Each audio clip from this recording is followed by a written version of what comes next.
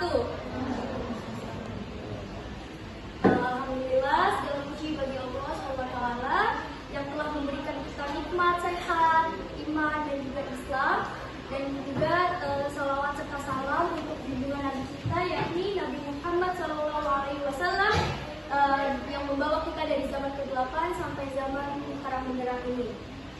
Oke, hadirin semuanya yang ada di sini, pada kesempatan kali ini saya Ayla Azaro izin menyampaikan sedikit tentang apa itu sifat sabar dalam kehidupan sehari-hari. Ya, di sini nih kalian pasti pernah ngerasain kan apa itu rasa sabar itu seperti apa, dan cara biar kita bisa sabar dalam menghadapi segala sesuatu hal itu bagaimana sih caranya? Oke, nanti akan dijelaskan ya. Sabar itu adalah salah satu sifat mulia yang ada di Islam, yang bahkan ada di Al-Quran di surat Al-Baqarah ayat 153 yang artinya sesungguhnya Allah bersama dengan orang-orang yang sabar. Oke, kita lanjut ke topik yang selanjutnya, yakni sabar itu bukanlah hal yang mudah, tetapi merupakan kunci utama dalam kehidupan. Semisal kalian dalam menjalani ujian, cobaan, entah lain-lain, itu kan pasti kalian diselingi selalu dengan sabar. Lalu di Islam juga sabar itu ada 3 dimensi. Yang pertama yakni sabar dalam ketaatan Allah, terus yang kedua ada sabar dalam menjauhi sifat maksiat, yang ketiga adalah sabar dalam menghadapi masalah. Yang pertama itu pastinya sabar dalam menghadapi dalam ketaatan Allah. Kita kan pasti sebagai muslim melakukan ibadah perintah-perintah dari Allah. Kita sholat, kita puasa, kita berbuat baik, atau bahkan mengamalkan kebaikan, sekaligus juga selalu berteguh hati. Mungkin dari kita merasa malas dan berat hati, tapi ya itu kewajiban kita sebagai seorang muslim. Ya kan, tapi kita juga dibalas semua itu. Kita dibalas dengan pahala yang besar dan juga dibalas di akhirat nanti. Terus yang kedua yakni ada sabar dalam menjauhi maksiat. Sabar dalam menjauhi maksiat itu banyak banget godaannya dan dosanya pastinya sangat besar. Apalagi terutama di zaman saat ini yang memang banyak sekali ya yang kejadian-kejadian maksiat yang sudah menyebar luas. Tetapi kita harus tetap sabar dalam menjauhi itu semua. Kita harus tetap harus tetap berbuat baik dan juga tetap berada di jalan Allah, serta terus menahan diri agar jauh dari dosa dan perbuatan atau bahkan hawa-hawa nafsu yang membuat kita agar bisa terjerumus ke dalam maksiat itu. Lanjut yang ketiga yakni tentang sabar dalam menghadapi musibah. Dalam hidup pasti itu nggak selamanya kita hidup berjalan dengan lancar.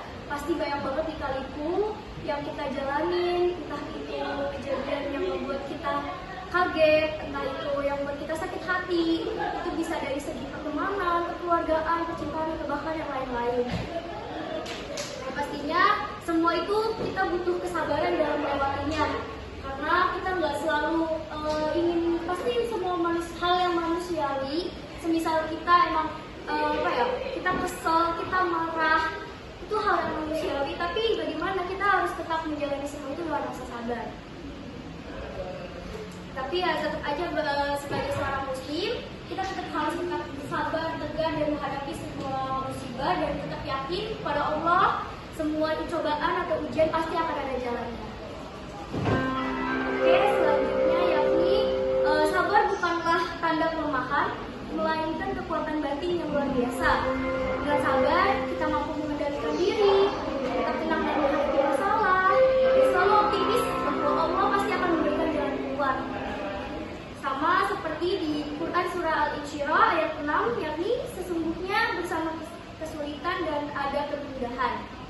Mari kita jadikan sabar sebagai bagian dari hidup kita, agar kita bisa meraih ketenangan batin dan juga kebahagiaan yang sejati.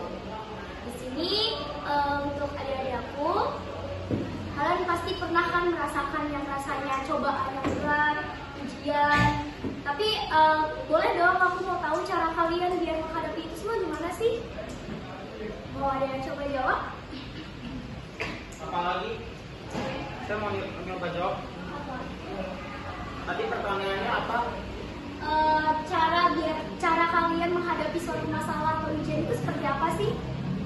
Seperti kayak gini. Menghadapinya itu dengan tenang hati.